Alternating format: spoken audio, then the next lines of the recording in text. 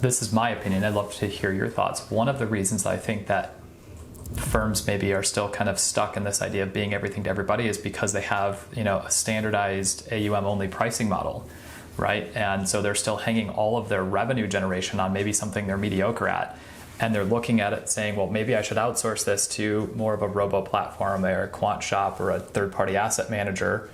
But if I do that, like, what am I actually doing now to generate value to command, a 1% asset under management fee or something like this, right? Would you say that the fee structure in the business model industry also is, kind of lending itself to that problem that you just articulated? Totally. So I think, but it's, again, I have empathy for this too, because, on one respect, are you doing 10 times more for a client that has $10 million that want? No, you're not. But and is it break points, and you could kind of reduce the fee and kind of make yourself more competitive at the higher end.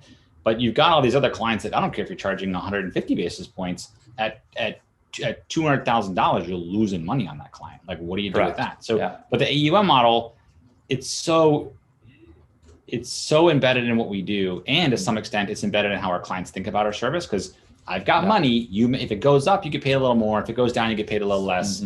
It's almost like a automatic report card associated with that, as opposed to, what you want to charge me for planning. Well, my friends at Morgan Stanley, they don't charge for planning. Because they charge you like 175 basis points. That's a difficult conversation to have, because a lot of times they don't see the basis points because it's embedded in a fund or a strategy. It just feels like more.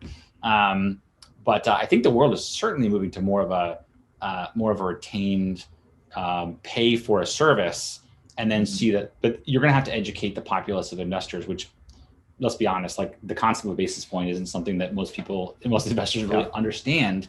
Even those that have bought homes don't necessarily understand what a basis point is, and what is too much, and what is actually there. Is it, is it addition to the fund fee? Sure. Oh yeah, that's more.